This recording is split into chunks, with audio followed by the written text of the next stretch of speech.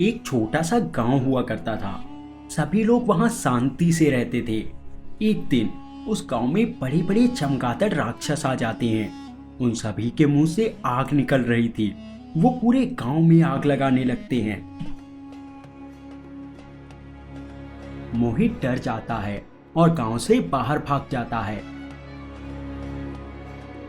वो जंगल में रहने वाले बाबा के पास जाता है। मोहित कहता है, बाबा, गांव में बड़े बड़े चमगादड़ राक्षस आ गए हैं। वो पूरे गांव में आग लगा रहे हैं। उन्हें ऐसे नहीं मारा जा सकता। उन्हें मारने के लिए तुम्हें एक विशेष हथियार, जादुई कुल्हाड़ी की जरूरत होगी। तुम्हें वो हथियार कंकालों के टापू पे मिलेगा। तुम्हें वहां जाना होगा। ठीक है बाबा, आप मुझे वहां भेज दीजिए। साधु बाबा मोहित को वहां से गायब कर देते हैं। मोहित कंकालों के टापू पे पहुंच जाता है। वहां चारों तरफ बहुत सारे कंकाल पड़े हुए थे। ऐसा लगता था जैसे सब सो रहे हों। मोहित वहां जादुई कुल्हाड़ी को ढूंढने लगता है। आगे मोहित को एक गुफा दिखाई देती है। मोहित उस गुफा के अंदर चला जाता है। गुफा में जादुई कुल्हाड़ी रखी हुई थी। उसकी चारों तरफ एक जादुई शक्ति घूम रही थी। मोहित डरते हुए कुल्हाड़ी के पास जाता है। मोहित उस कुल्हाड़ी को उठा लेता है और वो उसे लेकर जाने लगता है। आगे उसे गुफा में एक कंकाल दिखाई देता है जो नीचे पड़ा हुआ था। मोहित जादुई कुल्हाड़ी से उस कंकाल को छूता है। वो कंकाल तुरंत जीवित होने लगता है। मोहित कंकाल को जीवित होते हुए देखकर बहुत ज्यादा डर जाता है और वहां से भागने लगता है। सभी कंकाल उठकर खड़े हो जाते हैं। वो सब मोहित का पीछा करने लगते हैं। कंकाल बहुत गुस्से में हैं। अब वो चारों तरफ तबाही मचाने वाले हैं। मोहित वहां से भाग जाता है और साधु बाबा के पास पहुंच जाता है। साधु बाबा, मुझसे गलती हो गई। मैंने जादुई कुल्हाड़ी को कंकालों को स्पर्श करा दिया, जिससे सारे कंकाल जीवित हो गए। मूर्ख, ये तूने क्या कर दिया? अब जल्दी से मेरे साथ चल। साधु बाबा और मोहित वहां से चले जाते हैं। वो गांव में पहुंचते हैं। साधु बाबा कुल्हाड़ी को राक्षसों की तरफ फेंक देते हैं।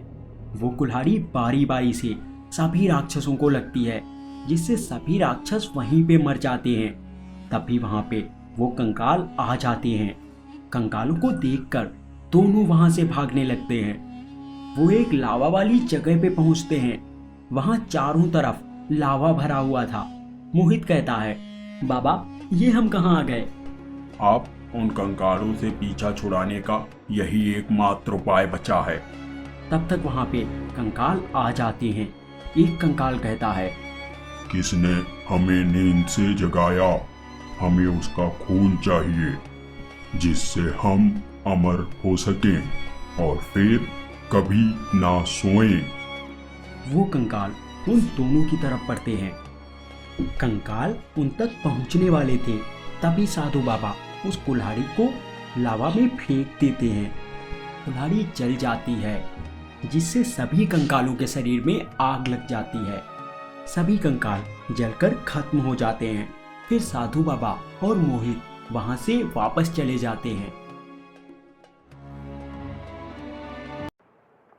अब मैं तुम्हें ही खाऊंगा।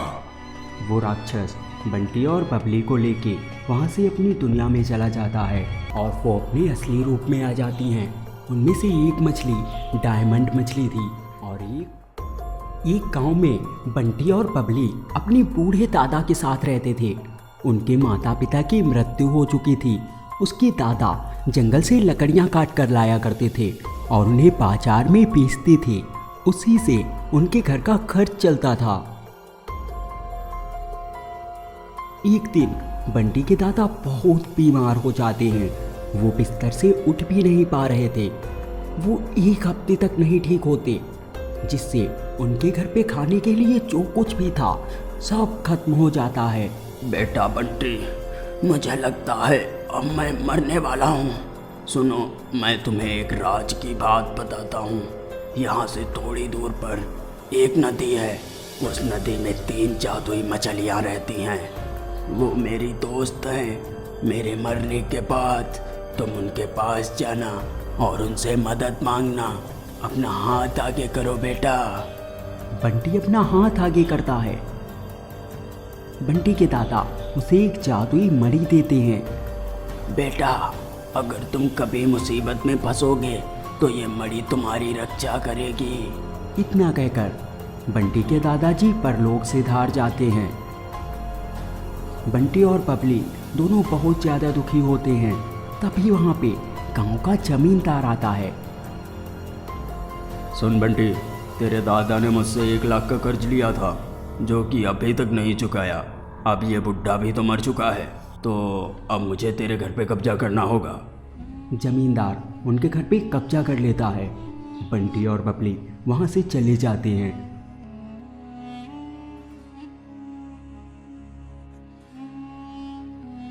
वो दोनों एक जंगल में पहुंचते हैं।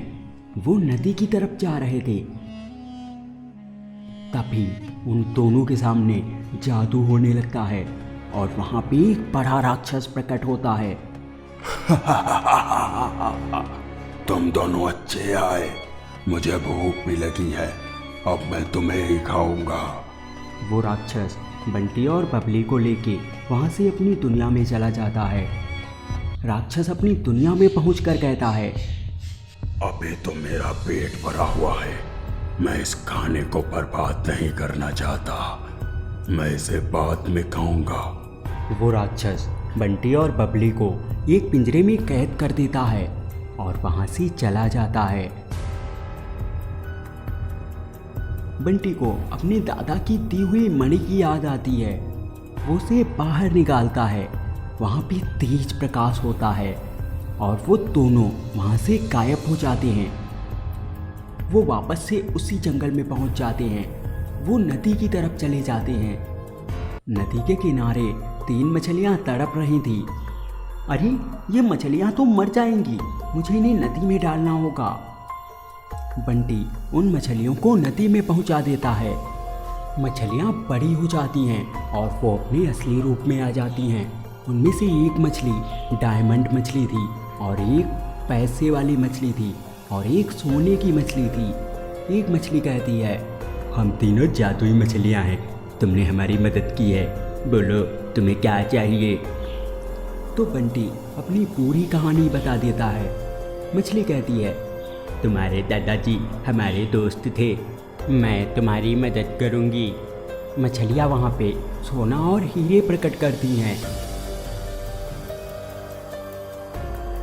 बंटी और बबली बहुत ज़्यादा खुश होते हैं और वो दोनों अमीर हो जाते हैं।